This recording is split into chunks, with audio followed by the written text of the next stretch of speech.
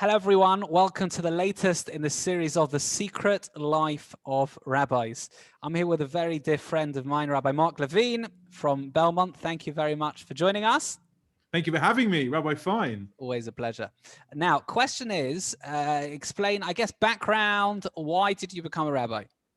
Wow. Why did I become a rabbi? Because Liverpool FC stopped taking Jewish men. No, that's nothing to do with it. I became a rabbi because, background, grew up in Boreham Woods. I spent my entire childhood trying to get out of Boreham Woods, and now everyone else is trying to get into Boreham Woods for all the right reasons. We love Boreham Wood. My parents are still there.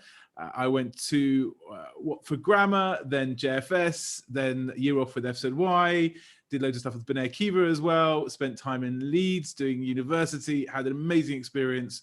But all the way through all that, I'd been keeping Shabbat since the age of 15, hadn't spent any extended time in yeshiva. So I left uni, worked for a bit, and just immersed myself in learning for close to 7 years, where I met my wife, Lisa. And it was really in that time, I could tell you the moment I decided that I wanted to become a rabbi.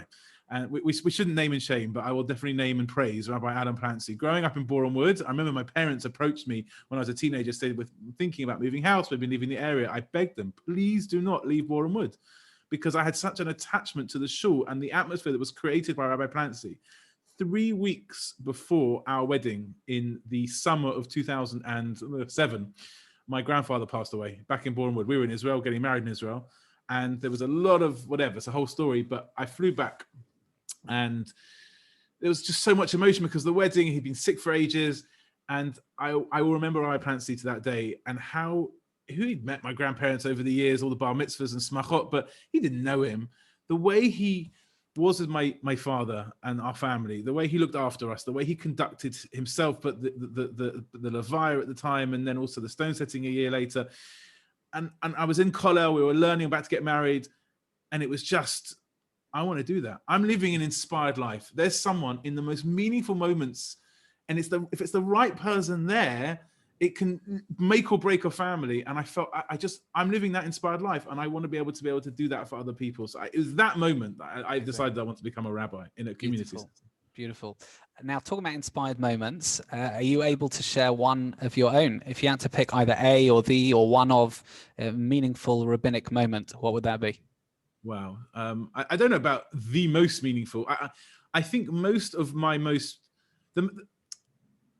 the most special moments in a rabbinic life, the most intimate moments in a rabbinic life is where you are under a chuppah or a levaya.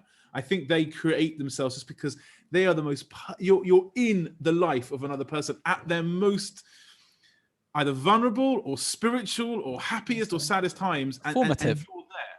Formative for both ends of the life. So for sure, those moments in general, but when it comes to the time, especially working with kids and young people and seeing and helping and guiding young people, I have these moments that when I look back on the tribe Learn to Lead or Poland trips. I think I did 5 or 6 years of Poland trips where we take 17-year-old kids who go to non-Jewish schools because the Jewish schools do it, and talking to them, and it wasn't even being in the best or the most horrendous places. It was at night times. Rabbi Andrew Shaw was amazing at this because he made these Sikkum nights, right? We got in, did Sikkum, where we sit down and talked, listening and talking. I learned so much about myself, about life, about people, about talking and empowering people just from listening to teenagers talk about what they were going through. And I think, those types of moments for me just were incredible and meaningful.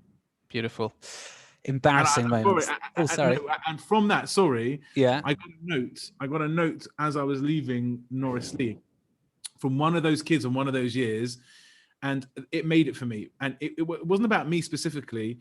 It was he wrote me a very long note, and it finished saying, "And now I understand why I need a rabbi." And that was from a 19-year-old kid who 2 years ago, and it was from, again, that's not about me specifically. It was just about having a relationship as a young rabbi with young people and knowing they're going out into this big bad world and not knowing where they're going to end up, but being able to have that connection. For me, it was very, very profound. Amazing. Embarrassing moments, Rabbi Levene. Have there been any embarrassing moments? No, God forbid. We rabbis don't have embarrassing moments, right? No. We edit them out. We edit them out, or they're picked up in local press. I tell you one moment which was awful, but I really learned from it. As a rabbi, we, especially in those formative or life cycle situations, as we mentioned before, you've got to get it right. One has to get it right. I'll never forget. It was a Sunday morning. I was again back in my Norris D days, and Rabbi Kaplan, who's a senior rabbi, was either away or was in the middle of officiating at something else. And the shul administrator phoned me and said, "Someone's passed away. You need to do the funeral this afternoon. I've left a note on your desk, a yellow paper on your desk with the name of the person that died, her daughter, and her phone number. Please call her because you're going to be officiating."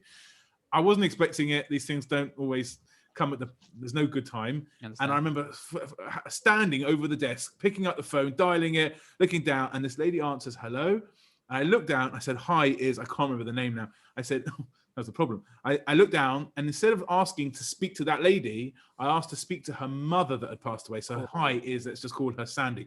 Is Sandy there? And she said, "Sandy was my mother who's just died." And now I'm at the other end of the phone thinking, "Oh, I'm actually the rabbi and I'm going to be officiating." I wanted the ground to swallow me up. Wow. I felt sick beyond. I apologized profusely. Now, I could give you 100 excuses in the world. I was wrong. I got it wrong. And I've seen it at weddings, funerals, bar mitzvahs, where you get up when the wrong name is said, whoever it is, it's just wrong.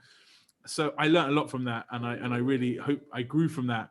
But that's definitely one of my most embarrassing and worst cringeworthy moments. Wow. Okay. I hear that. FYI, I've got a worse one, but not for now. Oh, tell me. Come on. They all want to hear it. Come on. Go on. Tell us. Let's do it very briefly. Okay, go on. 2 minutes. So this is when I was teaching yeshiva. I got a text on a Sunday, actually, early Sunday, from a former student I taught in the yeshiva. And I realized that he's back in America. He texted me on Shabbos, his time. No. Right. So I was pacing back and forth. He did all right in yeshiva. He didn't do whatever. You know, I was pacing back. Should I say something? Should I not? I said, "Look, I'm a nice guy, but it's really not right to text the rabbi on Shabbos, right? Especially if you've been in yeshiva." So I said, I just got to have to say something. So I text him back, like semi-polite, and saying, "Look, I'd love to hear from you, but you really can't text the rabbi on Shabbos." Right now, I don't do these kind of things. I don't give people rebuke. We don't do it too much. But I felt it was wrong. And I got a text back saying, "Rabbi, you miscalculated the time difference." I'd never text you on Shabbos. I was like, "Oh my gosh." No. Yeah. So that is, but there's a very quick aside, Dan as well, right? So I remember there was someone in Belmont that hadn't come to shul that Shabbat, and I was expecting to see him. So I texted him saying, "Are you okay?" Straight after Shabbat. And as I went to text him, I saw last seen, right? And it was the middle of the afternoon. It was like 2 hours before that. Yeah. And I thought, this guy's Shomer Shabbos. And he's on his phone. Now I'm worried. And then I asked around, is this person okay? And they said, "Yeah, he's fine. I found he was in Israel." So he was seen. It was after Shabbat in Israel, but still Shabbat here. But I was really like, I really thought this guy was Shomer Shabbos. And anyway, so we digress, Rabbi. We certainly do digress. Right. Let's move it on over here. Sure. I want to ask you about the changing role of the rabbi. We've probably got a couple of minutes, but in general, how do you think the role of the rabbi has changed over the last 100 years or so? I'm not accusing you of being that old. It's changed a lot in the last 9 months. It changes, but I remember in my very first few months after leaving Kollel, moving to London, becoming a rabbi, and I think I was in Kosher Kingdom buying a ton of nosh for one of the kids services or children's. I can't remember what it was. Running around, it was Erev Shabbat. I was driving myself mad, and I bumped into someone who I'd been learning in Israel with friends. He got a job as an accountant, I don't know. And he said to me, like, "How's it in the rabbin?" And I had like 15 bags of crisps or something. I'm like, yeah, this was the dream. Right? All those breaking my teeth over the sugias in kashrus or in Shabbos or whatever you're learning in Erev, it doesn't matter. I'm driving myself mad to find 15 different types of crisp brand for the kids, right? So I knew that was going to be a part of the job, and I didn't mind doing it. B'simcha, bringing people into the shul, etc. But how has it changed? I think that, and this is not how I grew up, but if you speak to people maybe in the generation above us, that they looked at their rabbi as someone who was very distant from them.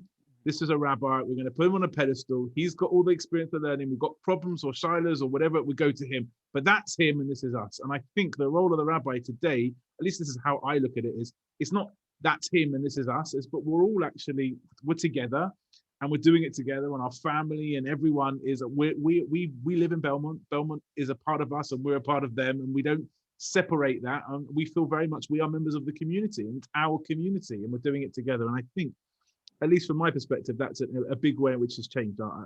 I think so. Beautiful. Rabbi Levene, I have to say, you're doing fantastic things. Oh, you're such Thank you very much for your time. We are all inspired by you, Rabbi Fine. I can't keep up with you. Every 2 minutes I'm getting a text. Have you thought about Shavuos in the year 2077? Because I've got a great speaker lined up. I'm like, I haven't thought about what I'm doing next week. And so thank you for that. Amazing. Look, keep doing great things. Thanks. You too. Shkoyach. Thank you very much for asking me.